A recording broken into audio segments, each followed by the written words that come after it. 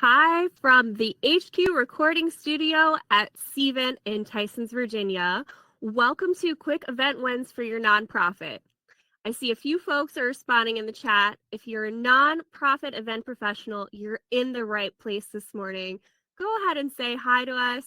We want to really have an interactive, engaging time today.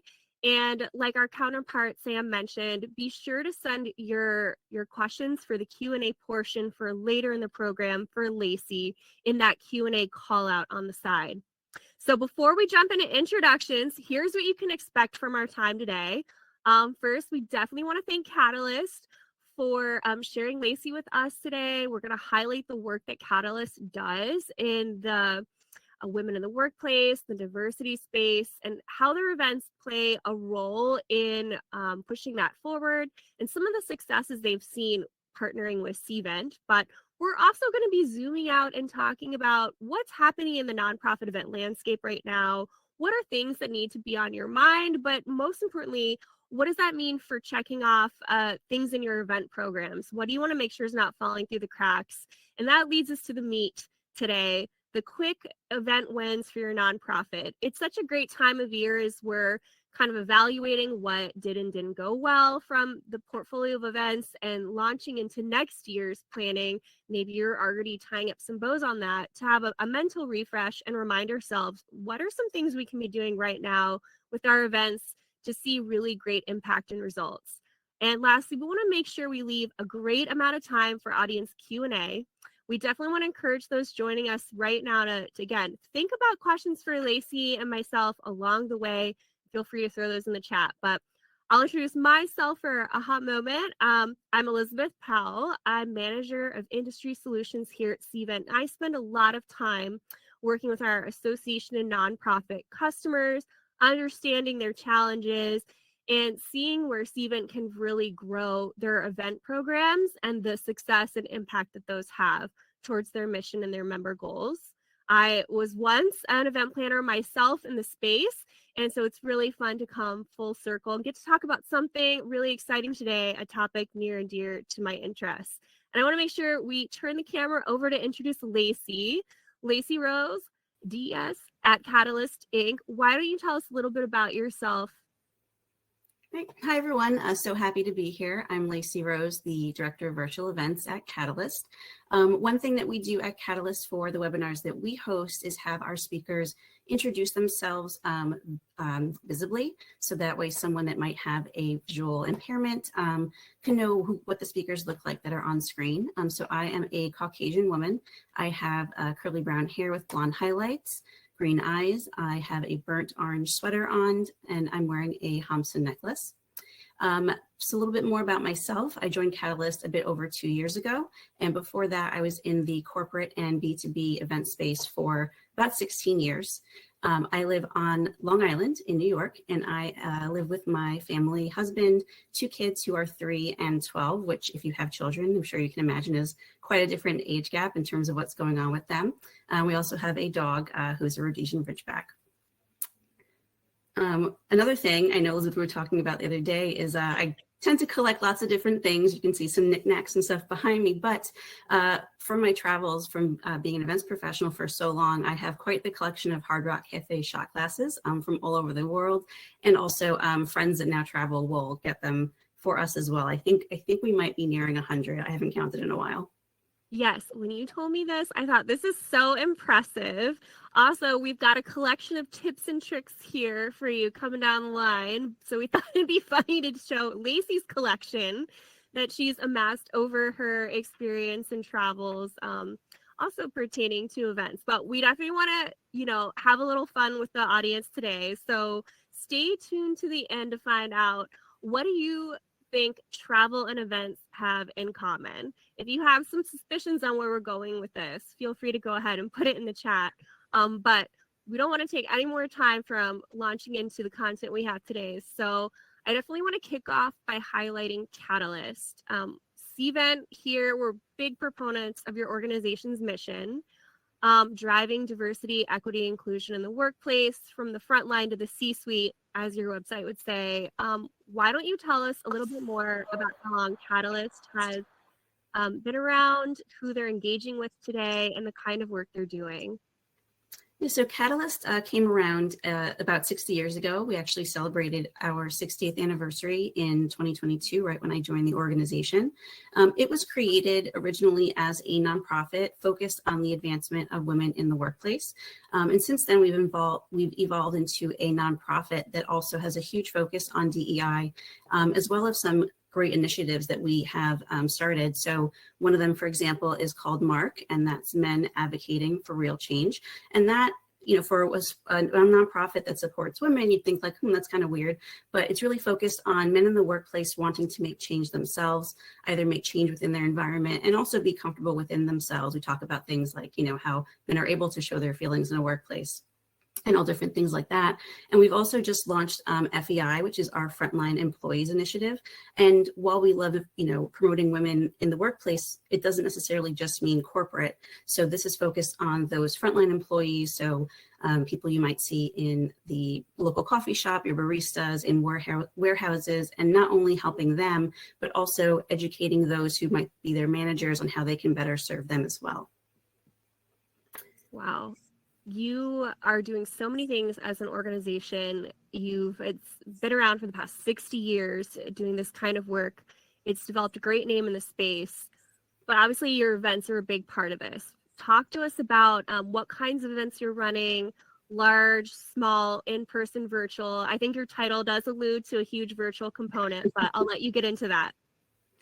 Yeah, so we have a wide variety of events in our portfolio. So yes, I'm the director of virtual events, but I also do help with our signature programs and their hybrid components. So we have 2 flagship events a year. One is coming up in just a few weeks. So as I'm sure you all can imagine, things are quite crazy right now and everyone's trying to get everything done. But that event is called Catalyst Honors. It takes place in Toronto, Canada. And then we have another one in March, which is Catalyst Awards taking place here in New York. What those 2 events are both focused on are really recognizing the accomplishments of the companies around us and what they're doing with DEI, as well as highlighting different individuals on stage. And we have, as the title says, an awards program at the end. Outside of that, we have a big webinar portfolio. So we host about 10 to 12 webinars per year. And we also help with some of the other teams at Catalyst events, smaller regional roundtables, even, convening groups who are having constant meetings scattered throughout the year too.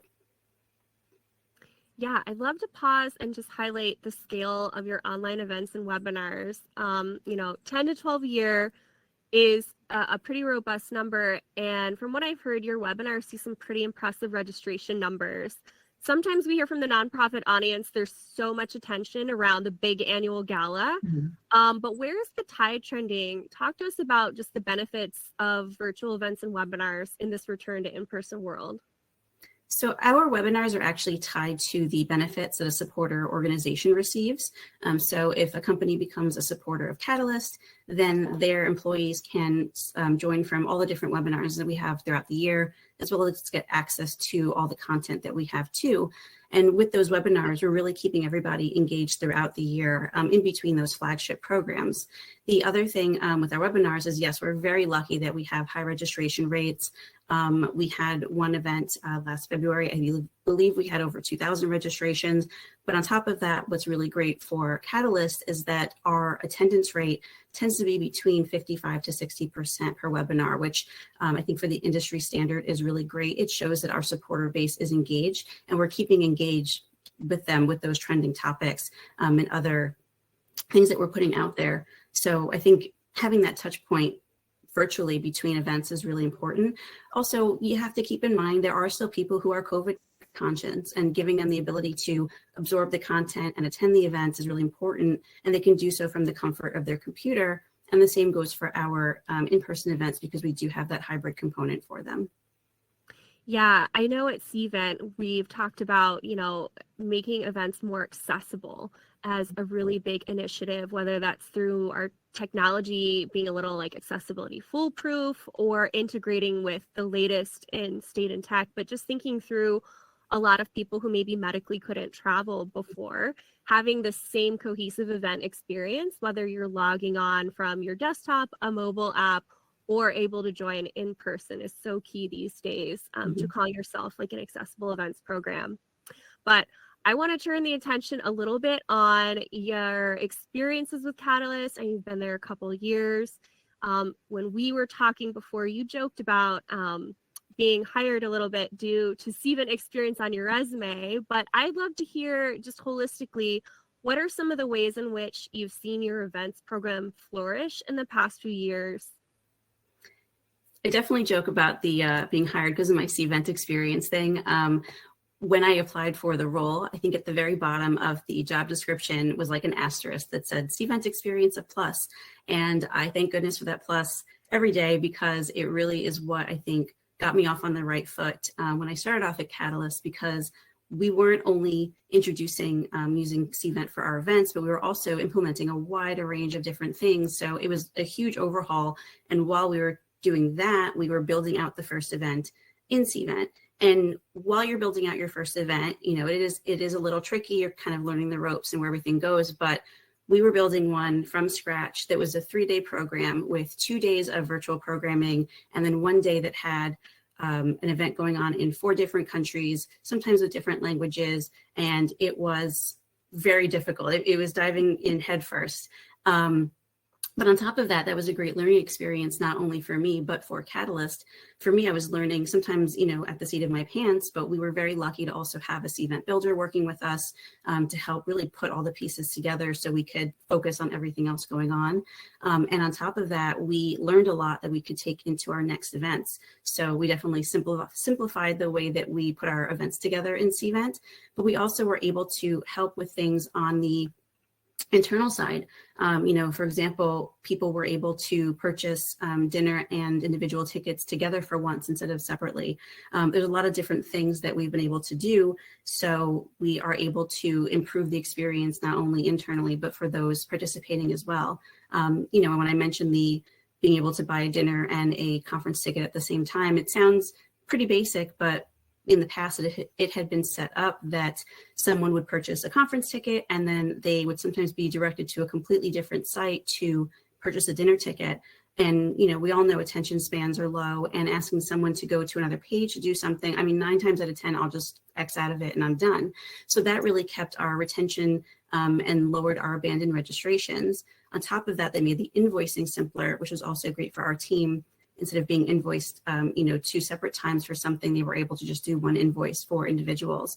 And even just the reporting, having all the data in one place instead of scattered across various platforms made a huge difference in when it came to introducing Cvent to the organization, building the events and doing all the things that we were doing with them.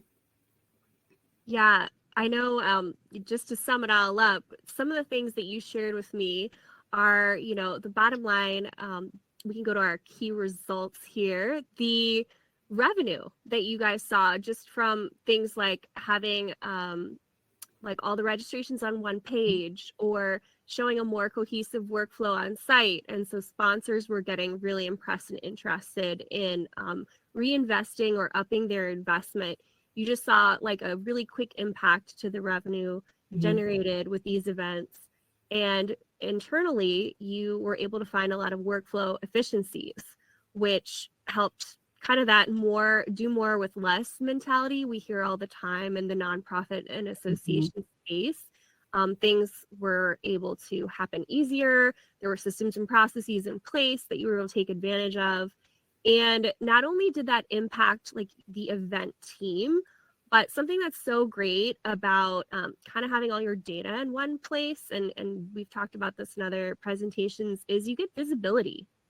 So it's one thing to be like, wow, guys, we really pulled that event off and we did it well. But when other people are seeing the impact of your events within your organization, you can truly kind of rise up as a strategic partner for other departments, maybe doing fundraising or community engagement. And really having that impact be visible internally with your stakeholders, and then ultimately the ROI that it brings to the community. I know, you know, as you were talking about some of the like event data that then you're able to share with other departments, and then it becomes kind of the self-serve report that they can pull, and they're empowered when they're on the phones, having different development conversations where they can talk about, well, your supporters are a lot of interest in this. What does that mean for how you're going to participate as an organization? You're able to have so much more community impact when you can prove that ROI. But I want to keep it moving because I know folks are really interested in what does this mean for them and their event programs. But like I said in our agenda, we're going to zoom out just for a second and talk about kind of some two things that are happening in the market right now. I know something that's on everybody's mind is we're in an election cycle, and all nonprofits know that when we're in an election cycle, sometimes there's some tension in the air, and that means different things for how we have to pivot with the content. So Lacey, why don't you speak to some of that impact in the event programs right now? Catalyst is definitely, I would say, looking at the election with trepidation. We're all going to be very interested to see what happens on November 7th, that's for sure. And really just, whichever way the tide flows is going to affect Catalyst, regardless of any political affiliation. So I think everyone's just really interested in kind of in an apprehensive way almost to see what's going to happen, because as a nonprofit as a whole, like, yes, it can definitely have an impact on us, but also it will affect our content. It'll affect what comes out over the next few months, even to a year after the election. It will also impact security. It's actually already impacting security for our events. We've had to beef up security for our in-person events, and then also just making sure everything is, tight for our virtual events too. So it's definitely something that, I would say a couple of years ago, we weren't really as concerned with, but definitely now it's a big, big topic for Catalyst too. And with that is just the overall effect I think it's going to have on everyone's lives. So, even personally, I think everyone's just kind of waiting to see what happens. Yeah, until the dust settles. And then we kind of joke like the two C's, candidates, and then the big C, costs.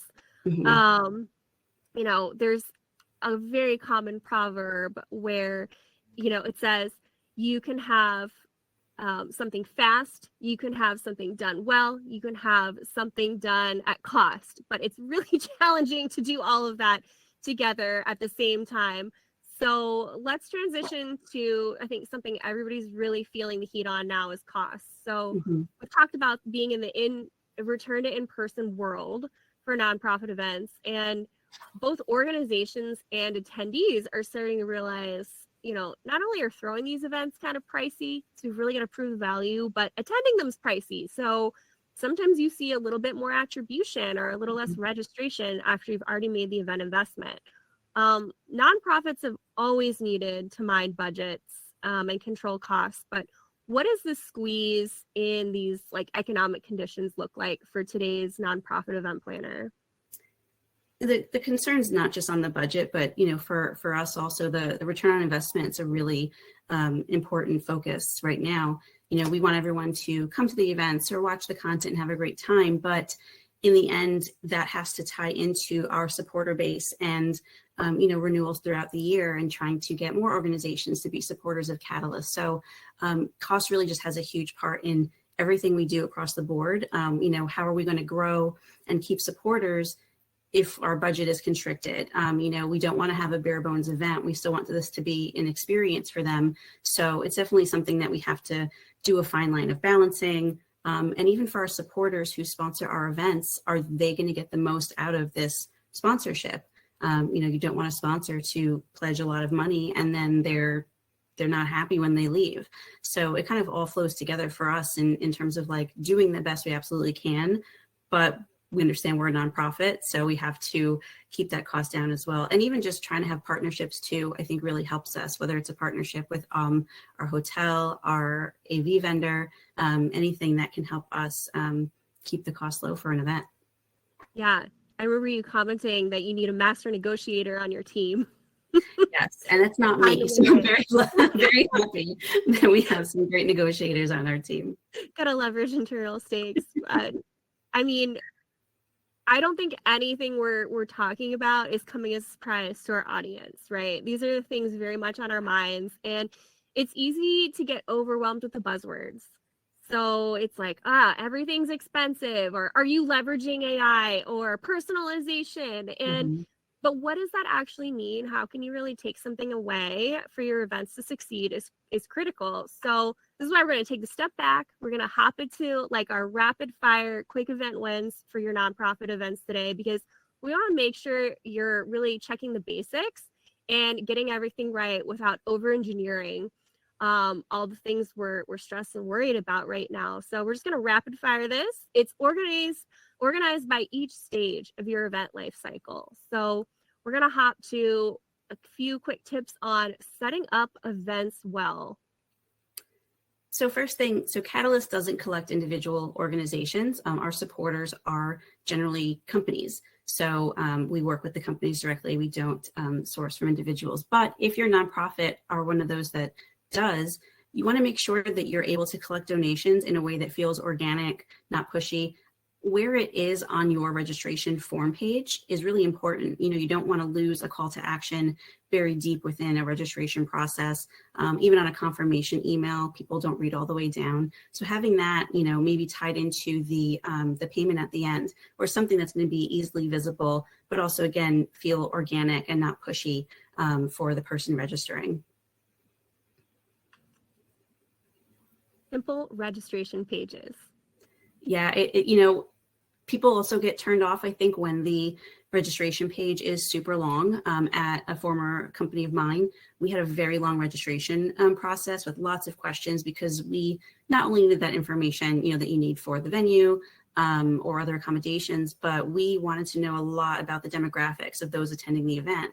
So while it was great for us, we definitely heard some complaints about the length of the registration process and where they had to answer all these questions. And it was even an admin registering someone, her manager, and didn't know the answer to the questions. So, the simpler the better, while still getting that information you need for your event specifics. Yeah, really thinking through what do you need to collect and what's important in terms of like the CTA. We talk about like collecting donations during, and having all of your events able to like be registered on one page. But then you add on to top, like collecting all of the data. It's just 15 minutes in, you're like, do I really want to do this?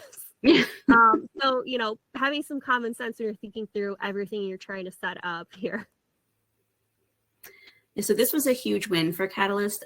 When we started building out our events in Cvent, we made the decision not to use the Cvent templates that are available.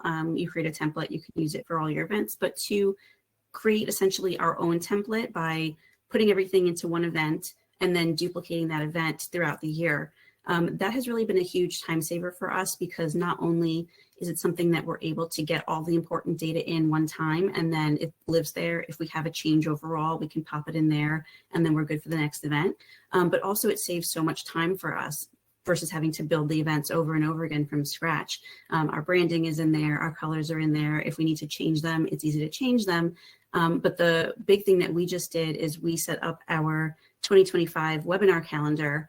And I would say within 48 hours, we were able to add every single event into Cvent with a live registration page, a website, automated emails ready to go, and have people register already. And we have webinars through December of 2025 right now with registrations for them, which I think is really great. And, we're just now in the fall of 2024.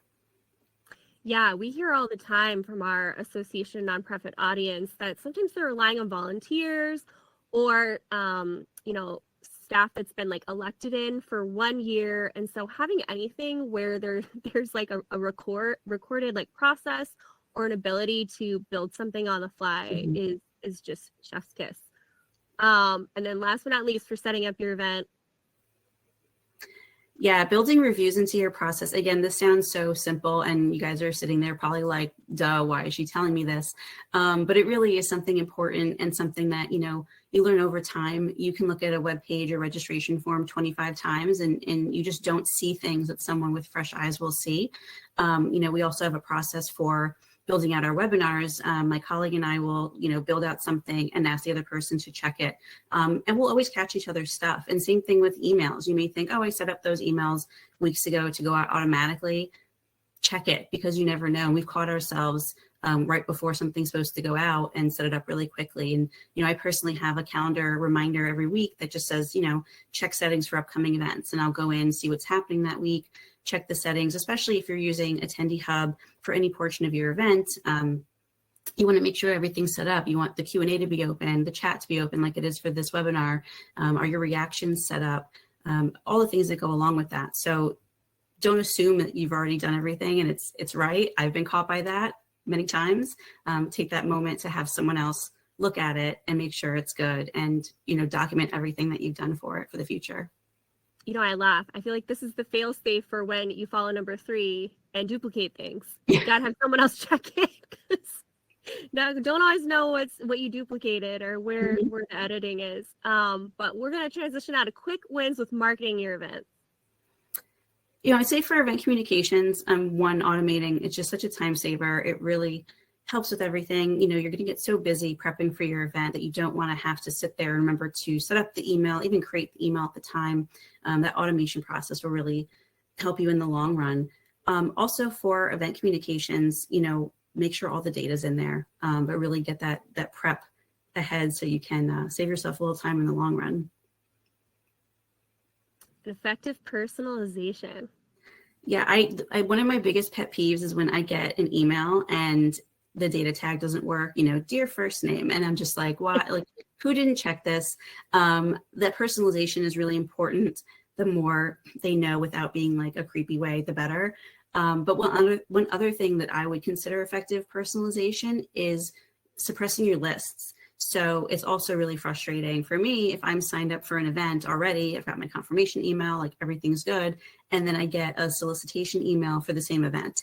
It could be personalized, have my name on it, but when I see like, Lacey, we don't see you on our list, and I've signed up weeks ago, it definitely turns me off a little bit. So making sure that your systems are all talking to each other. If someone's registered, you don't want to send them another email asking them to register. And that's a great way to make sure someone doesn't get, turned away from your event. Yeah, I know when we're setting the stage for our topic here and going like real takeaways that you can do quickly that aren't like these buzzwords. Personalization was such a buzzword, like, I don't know, 8-9 months ago. And what does that actually mean? I think you made a great point earlier when talking about utilizing things like SSO or a portal that already has data stored to where I log on and it knows me, or the email like knows that I've already set up for the event. I don't know, I'm sure someone on chat can relate to spiraling when you think like, wait, did I actually register for that if I'm getting this other email saying, go ahead and register? So thinking through your CTAs, thinking through how you can not have to ask for everything under the kitchen sink for the 50th time in your reg form. That's what we would call like really good personalization for today's world.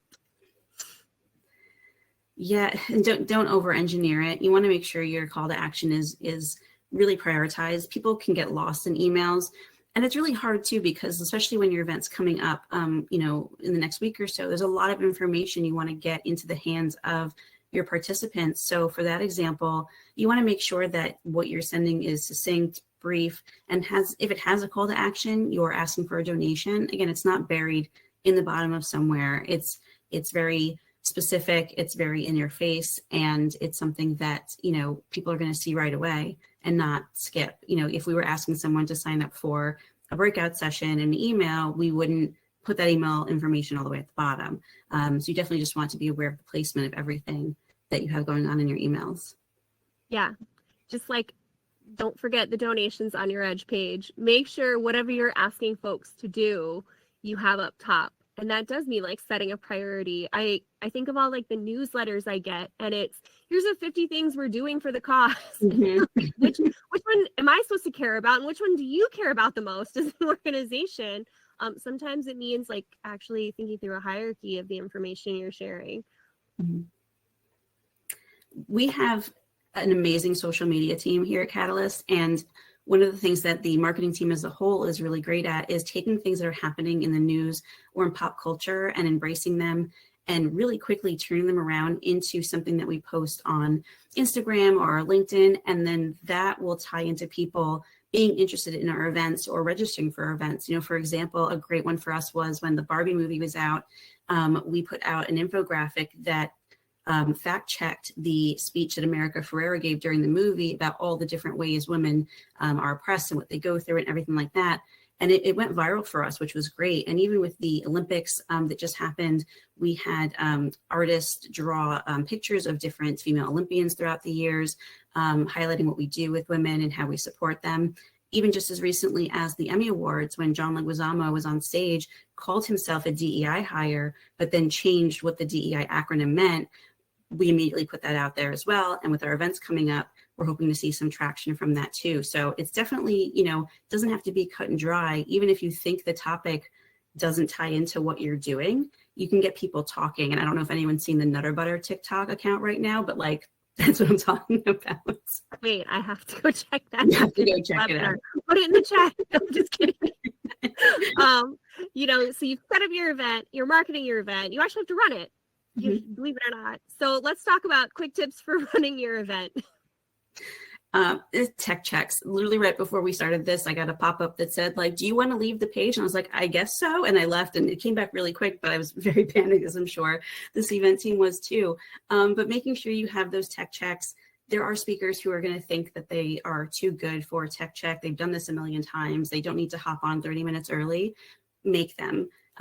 Because something can happen. People's VPNs like to block everything. You want to make sure they can log on and the lighting is good. There's nothing in the background that's worrisome. You want to have that preparation with them and also have a backup plan.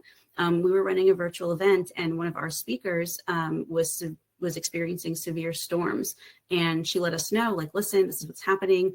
I may lose power, just letting you know. And we had a backup, and my colleague was wonderful, and he hopped on screen in his t-shirt, but gave us the next thing coming up, and we were prepared for it and kept kind of that going on the back end just in case something were to happen again with the weather situation. So again, just having those backup for the backup plans. Yeah, and it's funny. I relate to this so much as a former, nonprofit event planner. You get so used to something going wrong, even when you prepare, that you feel really comfortable, just on the fly. But then you get in this false comfort of not doing enough checks or having enough backup plans. So it really is like a circle or a life cycle of making sure you have everything prepared, but also being ready to pivot. And so building that into your processes is critical. Yeah, and check-ins for the event, you definitely want to make sure are not only secure, but flexible too. So like I mentioned earlier, we've had to heighten our security at our events. With that, we're going to be using Cvent's On Arrival 360 stuff, which basically you can have badging that can't be replicated. It prints everything on site. There's barcodes and scanners. So we're being very careful about, the people who are coming and their ability to feel safe in our space, and also make sure that these badges, can't be duplicated, replicated, anything like that. And also just checking into sessions. You want to make sure it's easy for people. You want to make sure there's no barriers in their way, but just using the systems and the software you have the best you can, but don't overcomplicate it for those attending your events. Yeah, I know. I think back to the days of badging and check-in. And I remember not the only, but the first meltdown I had about name tags. Whether they didn't get printed right or shipped right or stuffed right, or arrive in time. And just having the ability for secure and flexible check-in and badging is incredible. And I know I've heard, especially in the nonprofit space, you want to make sure your tech isn't sending the wrong message. Oh, we're investing in super flashy stuff that's taking away from organizational revenue and bottom line, or, oh, we're, having this impersonal experience by you coming up to an iPad, but actually turning around and leaning over and having your back to the guest for a whole day is actually pretty uncomfortable and impersonal. Or having a sponsor walk up and go, oh, hey, so-and-so from our org couldn't make it, but I'm here to check things out. And then having to write their name, who's maybe handed you a really big check, just have their badge written in chicken scratch is also not a great experience. So really thinking through your check-in and your log-on procedures. Before I jump into number 3, if you heard any background noise, I'm sorry, my dog decided to go up the stairs, as we all know happens on virtual events and Zoom calls. If you're going to have a mobile app at your event, you want to make sure it's robust but also easy to navigate. The worst thing you can do is just have so many things cluttering that landing page when they open up the app on their phone that they don't know how to use it. It's not intuitive. So really, while you want the app to be the event at someone's fingertips, you also want to make sure it's useful to them. They can find where they're going on the agenda. They're able to connect with people. They're able to, get the text notifications about what's happening next. They're able to do Q&A from their phones. If you're having Q&A for a session and you want them to submit their questions like you're doing now through the mobile app too. You want to be able to have all that information that's important and, not clutter it up with things that might not be as important. Gamification is super fun, but is that all you want them to focus on? So really thinking about what are like the top 3 or 4 things that need to be forefront when you're creating that mobile app for your participants. Yeah, one of the biggest pieces of feedback we hear is making sure that push notifications are coming through effectively and at the right times. Nothing's more annoying than showing up to a room, wondering where did, if it changed, and then getting the notification 10 minutes later after you've already blown off like the content. Or, having so many pop-ups or unnecessary frills, but then you can't easily build out a schedule. So thinking through your mobile app experience and making sure it's incredibly user-friendly. So everyone wants engagement, right? But we also want to make sure that it's the right type of engagement for an event. So you want to make sure you know when and what type of engagement that you want to ask of your participants. Activations are great. We all love a good activation. At Cvent Connect this year, I saw people doing like the human claw machine, which was amazing. But would I do that at an awards gala? Probably not, depending on the awards event, but probably not. So, you really want to think about your audience and not necessarily go for like the flashiest thing when it comes to engagement and activations, but what's going to best suit your audience. At our events, we've had the 360 photo booth's really fun, but you want to also make sure it's the right timing. If you have it scheduled and people are in general session all day, it's not going to get utilized. And same thing with your app too. You want to give everyone the most amount of engagement possible, but you don't want to overwhelm them. And, maybe you've seen it's an audience focused more on the content versus the networking. Maybe you don't use all the bells and whistles you have for that, and you focus on maybe one big thing for them to try and do instead. Yeah, I love this because, again, engagement's just one of those buzzwords where everyone thinks more is better all the time, but especially when it comes to like the nonprofit space, you have events and content and speakers that are emotionally charged. Sometimes the kids would say spicy speaker. And you just have to like gut check the tone. You don't want all the gamification or people able to raise their hand when it's a confidential speaker or the content's really sensitive. I think about a lot of things that have huge emotional meaning to people. And so finding the right ways to build engagement at the right times is really critical for these events, this audience. Yeah. Evaluating your events. Jumped ahead here. So we all love an event feedback, right? We all love the survey. We all want all the information we can get, similar to the registration form where you're trying to get all your demographics, but don't make it too long. Again, people will get turned off to it. Even with a paper eval, I've seen a bunch where it's like the name's filled out, maybe the first 5 questions, and then it drops off because the eval was 5 pages long. Same if it's virtual, you don't want to have people continuously scrolling. But outside of that hard data, if they like the content, do they like the venue, do they like the platform? You want to look at your engagement too as a metric. At Catalyst, we're heavily focused on the engagement of the participants. Were they asking questions? What was the chat like? If we had a poll, what were the response rates for the poll? Even the reactions, if you're giving thumbs up or smiley faces down the bottom of the screen, we want to see how many of those we had, who was utilizing it. So that's a really important way for us to measure the success of an event, not just the who was there, what they thought in terms of content, but also like how engaged were they? Yeah, and I think this can really differ depending on the departments, right? Some departments want to know where certain activities were happening, and where all those different touch points can happen requires setting that up effectively and having a game plan. Mhm. So I think that leads us to tip number 2. Yeah, you know, it's everyone seems to think like, oh, you'll look at the feedback later, but you want to look at it right away. You know, time is of the essence, and you want to be able to use that to plan and change things going forward. If you're already planning your next event, but you haven't looked at the feedback from the prior one and saw that a good percentage of your audience did not like something, or there was an issue, that's going to come back to bite you, you know, afterwards. So you definitely want to set time to have that feedback, be able to collate it and tally everything up, put it together, and then not only that, but share with the team members that you need to share it with, whether it's your immediate team, your executive team, if there's external members that need that feedback too. So having that planned out ahead of time, you know, so you don't forget to do it afterwards when we're all in the post-event glow of being done with it.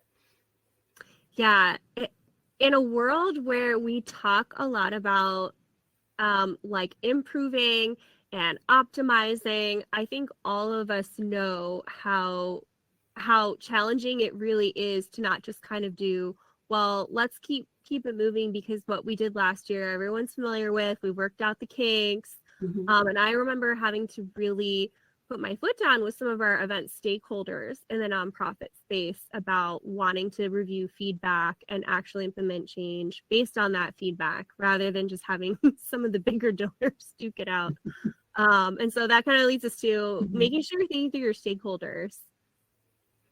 Yeah, so like I was just mentioning, you know, making sure you're not only sharing the information with your immediate events team, your larger team, but with the stakeholders that need to see it. You know, for us in particular, that's not just our department, but also our senior leadership team. It's also our relationship managers, those who are working with the supporters and the organizations to keep them engaged throughout the year, to essentially get them to want to stay on as a supporter. And with this information from the events, you know, they can have a conversation with them about the different aspects of it, the engagement, what they saw, especially if they had a session at an event or were in a webinar. It's really important for that relationship manager to know. And then last but not least on our quick fire tips for today. One big thing that we used to get asked for, my colleague and I, was the event data. And while pulling a report in Cvent is easy, when you're asked for the same information from 5 different people in different emails, or someone needs a report repeatedly, you know, every week, Tuesday at 12:05 p.m., you really want to be able to give them the access to do it themselves. So you want to be able to say like, hey, here's your login, I'll publish these reports for you, and then you're good to go. And that's something we've been able to do with Cvent's Access Portal, is take information that people want, put it into, you know, pull it from Cvent, put it into a report, and publish it to that person or those people. So then they can really say, oh, I was able to go in and get XYZ. And they have a win because they get it at their fingertips. And then my team and I have a win because we're not asked as much, which is great. Yeah, I remember being really impressed with how much of an impact those self-service reports were having across your organization. Just having information faster at your fingertips relieved, you know, the work on your team, and then also led to better conversations and ROI with other departments. And that's what we love to hear at Cvent is how is your event, whether it's, you know, the content at the event or the conversations you're having post-event with that event data, actually helping your organization flourish and build community and achieve its mission. So we've covered our quick event wins, and now I think we've got like about 15 minutes to really ask some questions. Lacey, you're here. We're opening it up to this be like an ask me anything kind of session. So folks in the chat, if you haven't already, either put in the questions that you have in the Q&A on the side, or go ahead and upvote things that you're interested in having me ask Lacey. I'm going to kick it off with a few questions of my own, but feel free to go ahead and do that, and we'll start our Ask Lacey Anything portion of our content today. So the first one I want to ask you is about feedback loops. You know, when it comes to an association or a nonprofit, it's so important to have those pulse checks with your volunteers, your attendees, your donors, your sponsors, your subscribers, your members? How are you like gathering that kind of sentiment across the board, and how do you use it to make decisions for change? So at Catalyst, because we're putting on events, which is great, but all those events tie into research that we've done. Not only hot topics out there in terms of the news of the political landscape or what have you, but things that we are working on internally. So a lot of our feedback comes from the people working on those teams and the people putting out the content, our marketing team as well. So we really are pulling in from all different areas in terms of what we need to put on our calendar of events, what that has to include, even what types of speakers we'd like on there. And then, following that, we're following a post event to discuss everything and what happened. But really the feedback in terms of preparation for us comes from all over the organization. Yeah, I know that survey feature, so incredible, so utilized with this group. I'm also going to ask you, we've touched a little bit on, some of your content and some of the content concerns that a lot of folks have going into this election cycle, or just with handling some sensitive topics. Mm-hmm. I know Catalyst has handled some sensitive content or topics for unique groups, and talk to us about how you handle doing this well. I really give it to my team. We have two amazing people who run content on the events team, as well as our, editorial team and marketing and everybody that makes a real concentrated effort to not only pick the right topic, but adjust if needed. If something strikes someone in the wrong way, or we need to pivot because something has changed. But also on top of that, we look to pick, the right speakers. We generally will use a moderator that is someone from Catalyst that has that research background and that knowledge, because they can really lead the conversation with experts in the field. So we're very specific on who we're asking to be on a panel, what they're going to bring to the conversation. Obviously, you have dry runs beforehand too to make sure everything's going to flow well. But on top of that, being that Catalyst is focused on DEI, we really look to have panels that are representative of all different people. Sometimes depending on the topic, or just overall, we want to have a wide variety of people talking to our supporter base. Yeah, I remember we kind of touched on having the right voice to tell the story. And I think that transitions perfectly into talking to you and talking about nonprofit events. I also want to call out, I think we've got, a gift card here for folks. If this kind of content is resonating with you, if you're curious about what Cvent can do for your nonprofit events program, go ahead and sign up to do a demo with us. If you complete that demo, go ahead and schedule and sit through with one of our reps. You actually get a $100 Amazon gift card. So speaking of costs, I know we all could use a $100 gift card, but if this content resonates and makes sense, go ahead and take that next step. But I'm going to turn back now to finish our Ask Us Anything section with Lacey. And I've got the handy dandy laptop here. Let's see what folks have upvoted. What is our first question? First question, team. It looks like on display, what are some of the ways you've driven engagement for your virtual audience, Lacey? It's really interesting for our virtual audience at Catalyst. Coming from a corporate business-to-business background, I was really focused on the networking and the engagement, because that was huge for our sponsors that were there. We had a ton of different networking and all sorts of stuff, even virtually too. At Catalyst, I found that the content is king or queen. So the networking engagement is handled very differently. I've definitely toned back what we do. A lot of the engagement for the virtual audience, we drive from polls. Our chat, we have a really great chat. And what we do too is we prepare resources ahead of time, and we make sure that when something is spoken in the webinar that relates to a piece of content that we've put out there, we share that in the chat. And then also we pin it to the top. You want to make sure it stays there for people. On top of that, we follow up with them with the resources too. So we're really keeping people engaged that way and allowing them to take away the content from what they've just experienced, but also then keep engaged by checking it out afterwards too. Yeah, I think I think you hit the nail on the head. We've also at Cvent seen some cool things where we've brought the in-person experience to virtual attendees.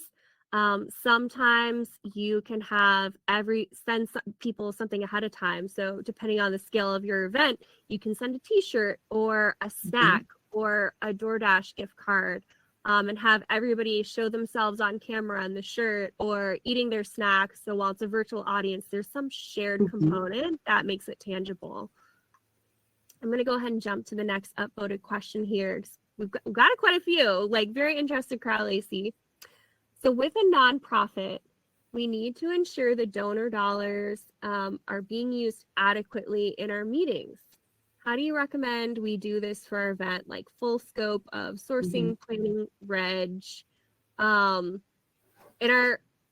ask the person maybe in the chat, can you confirm, are you talking about how do you prove or like document that you're using the dollars effectively? Or are you talking about just tips on making sure your dollar goes further with your events?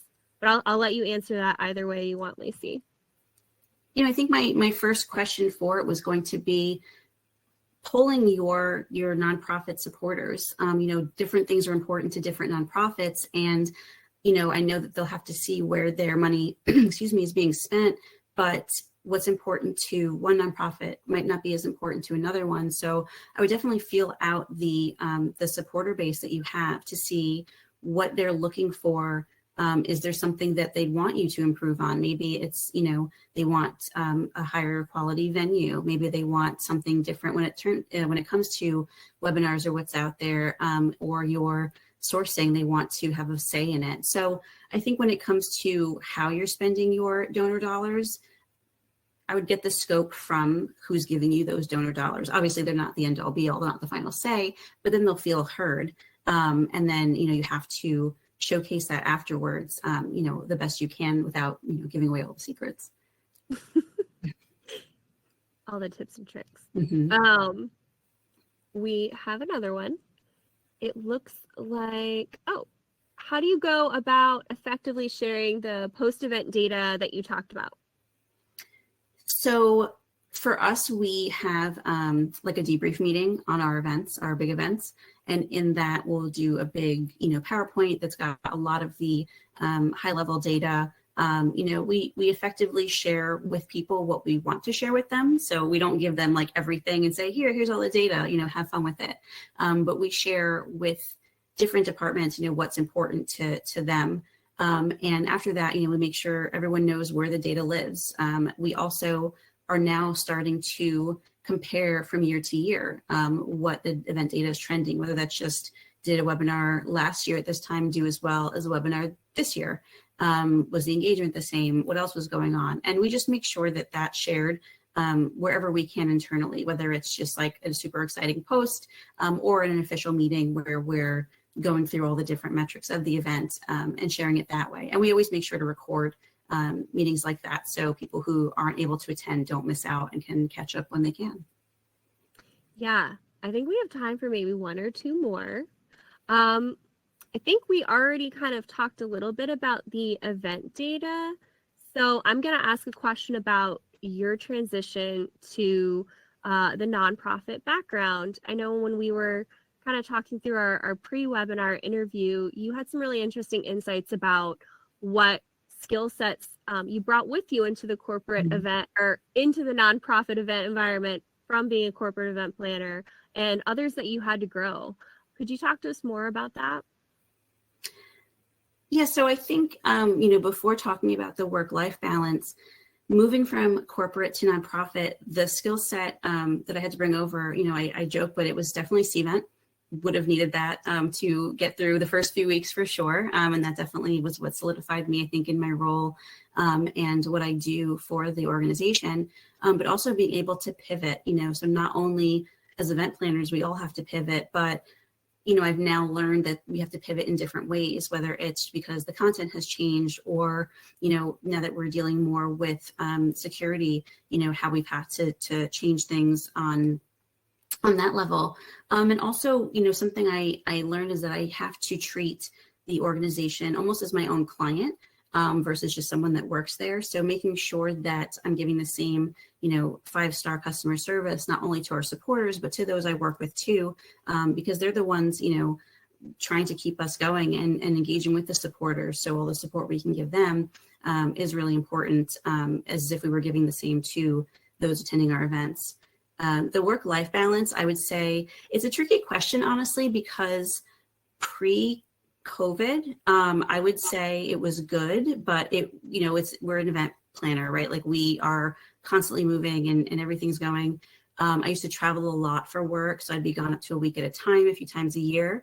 And then the pandemic hit and I was home, which was great, but we were almost more busy because we were shifting everything from in-person events to virtual and other things happening. And then now with Catalyst, I would say I have a good work-life balance. That was something really important to me when I made the switch over to the nonprofit into Catalyst, was that work-life balance. I've been in situations where you've been expected to answer your email after hours, and if you're sick, you're still working and all that sort of stuff. And I will say I don't have that. So it's something that I could say I have a good work-life balance. When we get to event time, it's a little crazy, but it's good. Shout out to Catalyst working environment.